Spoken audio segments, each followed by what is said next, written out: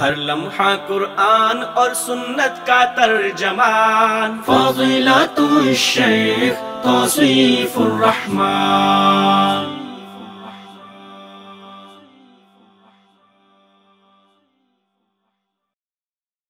ان الحمد للہ نحمده ونصلي على رسوله الكریم، اما بعد۔ تراویح کی نماز، اس کی تعداد پر بڑے عرصے سے مسلمانوں میں اختلاف پایا جاتا ہے۔ کچھ 20 پڑھتے ہیں، کچھ 10 کے قائل ہیں۔ حرمین شریفین میں بھی بہت عرصے سے 20 رکعت نماز ادا کی جا رہی ہے، اور اس سال 10 رکعت تراویح کی نماز حرمین شریفین میں ادا کی گئی۔ معاملہ تعداد کا نہیں ہے۔ کچھ لوگ ایسے ہیں جو بلاد حرمین اور حرمین شریفین کے علماء اور یہاں کے حکمران خادم حرمین شریفین کو گالی دینے کا بہانہ ڈھونڈتے ہیں، جیسے یہ ادھار کھا کے بیٹھے ہوئے۔ انہیں موقع کی تلاش ہوتی ہے کہ کسی طرح عوام کے سامنے آ کر ہم بلاد حرمین کے حکمرانوں کو، علماء کو گالیاں دیں۔ ایران کے ٹکڑوں پہ پلنے والے مجرم، ان مجرموں میں ایک بہت بڑا نام سلمان ندوی داعشی تکفیری کا بھی ہے، جس نے سب سے پہلے داعش کے نام نہاد جھوٹے خلیفہ کو خط لکھ کر اس کی بیعت کا اعلان کیا تھا۔ اس نے ایک کلپ میں کہا کہ شاہ سلمان کو یہ کس نے حق دیا کہ وہ یہ کہے کہ 10 رکعتیں پڑھے؟ 10 رکعتوں کے کسی طرح کا کوئی ثبوت نہیں، ایک بدعت ہے۔ آئیے سلمان ندوی داعشی تکفیری کے اس دعوے کو ہم کتاب و سنت پہ پیش کرتے ہیں، رسول اللہ صلی اللہ علیہ وسلم کی احادیث پہ پیش کرتے ہیں۔ کیا یہ اپنے دعوے میں سچا ہے، یا یہ کذاب ہے، دجال ہے اور جھوٹ بولنا اس کی عادت ہے؟ کیا واقعی 10 رکعت تراویح کا کوئی ثبوت نہیں؟ کیا واقعی یہ بدعت ہے؟ آئیے صحیح بخاری 1140 نمبر روایت، صدیقہ کائنات عائشہ سلام اللہ علیہا رضی اللہ تعالی عنہ فرماتی ہے، کان النبی صلی اللہ علیہ وسلم یصلی من اللیل 13 رکعہ منها الوتر ورکعتا الفجر۔ رسول اللہ صلی اللہ علیہ وسلم رات کو 13 رکعت ادا کرتے، جس میں ایک وتر اور فجر کی 2 سنتیں بھی ہوتی۔ فجر کی 2 سنتیں اور ایک وتر نکال دو تو پیچھے کتنی بچیں گی؟ 10 رکعت۔ یہ ندوی دعویٰ کر رہا ہے کہ یہ بدعت ہے، اس کا کوئی ثبوت نہیں، اور 10 رکعت کا ثبوت صحیح بخاری میں موجود ہے۔ آئیے دوسری روایت آپ کو سناتا ہوں، جو صحیح مسلم میں 738 نمبر روایت ہے۔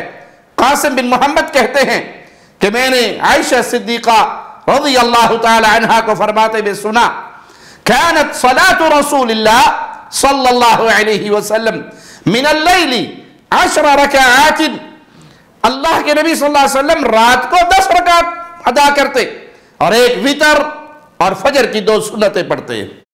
فَتِلْكَ 13 رکعہ، اس طرح یہ 13 رکعت ہو جاتی۔ کوئی اس ندوی سے پوچھے جس نے ادھار کھایا ہے صرف بلاد حرمین، خادم حرمین شریفین اور یہاں کے علماء کو گالیاں دینے کا، یہی اس کا وظیفہ ہے، یہی اس کی نوکری ہے اور یہی اس کے پیٹ کا دھندا ہے۔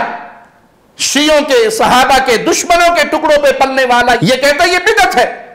کوئی اس سے پوچھے یہ بدعت کیسے ہے؟ یہ تو رسول اللہ صلی اللہ علیہ وسلم کی صحیح حدیث سے ثابت ہے۔ سیدہ عائشہ رضی اللہ تعالی عنہ کی ایک اور روایت سنے، ما كان رسول اللہ صلی اللہ علیہ وسلم یزید فی رمضان ولا فی غیرہ علی 11 رکعہ۔ رسول اللہ صلی اللہ علیہ وسلم رمضان یا غیر رمضان میں 11 رکعت سے زیادہ ادا نہ فرماتے۔ پھر یہ سلمان ندوی خود تسلیم کرتا ہے کہ تراویح کی تعداد کا مسئلہ اتنا اہم نہیں. تو پھر ہم پوچھتے ہیں اتنا گلا کیوں پھاڑا جا رہا ہے جب رکعات کا کوئی مسئلہ نہیں؟ یہ نفلی عبادت ہے. ہم بھی یہ کہتے ہیں نفلی عبادت ہے. کوئی 10 پڑھے, کوئی 20 پڑھے, کوئی 30 پڑھے, کوئی 40 پڑھے, کوئی 50 پڑھے. رات کی نماز 2 رکعت کر کے رسول اللہ صلی اللہ علیہ وسلم پڑھتے اور فجر ہونے سے پہلے پھر ایک وتر ادا کر لیتے. یہی حکم ہے امت کو. آپ جتنا پڑھنا چاہیں پڑھ سکتے ہیں, لیکن آپ کی پڑھی بھی مسنون نہیں کہلائے گی. مسنون وہی ہے جو رسول اللہ صلی اللہ علیہ وسلم نے ادا کی. اس لیے حرمین میں اگر 20 ہوتی تھی تو آخری عشرے میں 30 بھی ہوتی تھی. 30 کو کوئی مسنون نہیں کہتا. سنت وہی ہے جو رسول اللہ صلی اللہ علیہ وسلم سے ثابت ہے, لیکن نفلی عبادت ہے. جتنی جس کو توفیق ہے پڑھنا چاہتا ہے پڑھ لے. ندوی صاحب کہتے ہیں کہ تعداد کا کوئی مسئلہ نہیں. پھر ہم کہتے ہیں پھر یہ گالی گلوچ کیوں؟ صرف بلاد توحید سے, بلاد حرمین سے دشمنی, بغض اور عداوت اور انانی ٹکڑے بولنے پہ مجبور کرتے ہیں, یہ گالیاں دینے پہ مجبور کرتے ہیں تمہیں. مزید کہتا ہے کہ شاہ سلمان کو یہ حق کس نے دیا؟ لیکن شاہ سلمان کو یہ کس نے حق دیا کہ وہ یہ کہے کہ 10 رکعتیں پڑھے؟ 10 رکعتوں کے کسی طرح کا کوئی ثبوت نہیں, ایک بدعت ہے. خادم حرمین شریفین شاہ سلمان بن عبدالعزیز آل سعود حافظہ اللہ, ان کو یہ حق رسول اللہ صلی اللہ علیہ وسلم کی احادیث نے دیا. لیکن میں پوچھتا ہوں تمہیں یہ حق کس نے دیا کہ تم لوگوں کو 20 کا ہی پابند کرو؟ یہ معاملہ 10 اور 20 کا نہیں, بلکہ یہ کرائے کے وکیل موقع کی تلاش میں ہیں کہ کوئی موقع ملے اور عوام الناس کے اندر ہم بلاد حرمین پر, یہاں کے علماء اور حکمرانوں پر تان کریں. تو ہم عرض کرتے ہیں کہ چاند پہ تھوکنے والے کا تھوک اپنے ہی منہ پہ گرتا ہے. تم چاند پہ تھوکو گے, وہ تھوک تمہارے اوپر لوٹے گا. ہاں, تمہاری یہ گندی زبان, تمہارا یہ گالی گلوچ کا سلسلہ, یہ تمہاری تربیت, تمہارے ماں باپ کی اصلیت اور تمہارے اساتذہ کی تربیت کو واضح کر دیتی ہے کہ یہ کس گود میں پلا ہے اور اس نے کہاں سے دودھ پیا ہے اور اس کی تربیت کن ہاتھوں میں ہوئی ہے. تمہاری گالی گلوچ اور یہ گندی زبان یہ ضرور بیان کر دیتی ہے. اور یہاں پر میں اہل ایمان کو یہ بھی بتاتا جاؤں کہ یہ ظالم کبھی خادم حرمین شریفین کو گالیاں دیتا ہے, کبھی امام کعبہ شیخ عبد الرحمن السدیس کو گالیاں دیتا ہے. تو یہ کوئی عجیب بات نہیں, کیونکہ اس ظالم مجرم کی زبان سے محمد رسول اللہ صلی اللہ علیہ وسلم کے قریبی رشتہ دار اور آپ کے قریبی ساتھی محفوظ نہیں رہے. جو صحابہ کو گالیاں دے سکتا ہے اسے آج کے علماء کو اور اہل توحید حکمرانوں کو گالیاں دینے میں کیا تکلیف ہوگی؟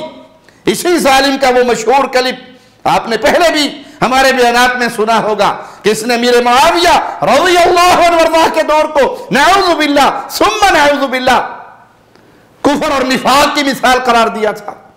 اور سیدنا ابو ہریرہ رضی اللہ عنہ کو اس ظالم نے, اس مجرم نے بنو امیہ کا سرکاری مولوی اور حدیثوں کو چھپانے والا قرار دیا تھا. کیونکہ جو بعد کا دور ہے شام میں معاویہ کا اور پھر یزید کا, وہ تو اتنا مجرمانہ ہے, اتنا نامسعود و نامبارک ہے, ایسا قاتلانہ ہے کہ اس کو تو صرف اس لیے پیش کرنا چاہیے کہ اس پر لعنت برسائی جائے, اسے دستبرداری اختیار کی جائے, اس کو پیش کیا جائے ایک کفر کے نمونے کے طور پر یا نفاق کے نمونے کے طور پر. بعد کے جو ملا مولوی ہیں جو بنی امیہ کے حاضر باش اور ان کے سرکاری مولوی بن گئے یا ان سے دباؤ میں رہے, جن میں سب سے بڑے مشہور صحابی اور جن کی 5000 حدیثیں ابو ہریرہ, ان کا حال یہ ہے کہ آدھی حدیثیں انہوں نے گول کر دی. جو صحابہ کی شان میں رافضیوں کے ٹکڑوں پہ پلتے ہوئے گستاخیاں کر سکتا ہے تو وہ آج علماء کو اور بلاد حرمین کے حکمرانوں کو گالیاں دے سکتا ہے. یہ اس سے کوئی ایسی بعید نہیں ہے. اللہ سے دعا ہے اللہ ان مجرموں کے شر سے بلاد حرمین کی حفاظت فرمائے, خادم حرمین شریفین کی حفاظت فرمائے. اللہ ان کی صحت میں, ان کی زندگی میں, ان کے مال میں, علم میں, عمل میں برکتوں کا نزول فرمائے. ان سے دین کی خدمت لے, ان کے ذریعے دین کو عزت دے اور دین کے ذریعے ان کو رفعت عطا فرمائے. اللہ ولی عہد امیر محمد بن سلمان کی حفاظت فرمائے, سعودی عرب کے علماء کی حفاظت فرمائے, اور یہ بلاد توحید اسی طرح توحید کا پیغام پھیلاتا رہے. قولوا لا الہ الا اللہ کا آوازہ یہاں بلند ہوتا رہے۔ اصل تکلیف ان مجرموں کو، ان مولویوں کو تو یہ ہے کہ یہاں پہ شرک، یہاں پر قبر پرستی، یہاں پہ مزار پرستی موجود نہیں ہے۔ یہاں گردن جھکتی ہے تو ایک اللہ کے سامنے، پکارا جاتا ہے تو صرف ایک اللہ کو۔ یہاں مزارات نہیں ہے، قبر پرستی نہیں ہے، قبر پرستی کا شرک نہیں ہے، یہاں اماموں کے نام پہ ان کی قبروں کو، ڈھیریوں کو پوجا نہیں جاتا۔ یہی تکلیف ہے۔ یہ دعوت کے دشمن ہے، یہ توحید کے دشمن ہے، یہ عقیدے کے دشمن ہے، اور عقیدے کی دشمنی میں یہ بہانوں سے بلاد حرمین کو، علماء کو، حکمرانوں کو گالیاں دیتے ہیں۔ اللہ ان کا شر انہی پہ لوٹا دے اور امت مسلمہ کی حفاظت فرمائے۔ اقول قولی ھذا واستغفر اللہ لی ولکم ولسائر المسلمین۔ ہر لمحہ قرآن اور سنت کا ترجمان، فضیلت الشیخ توصیف الرحمان۔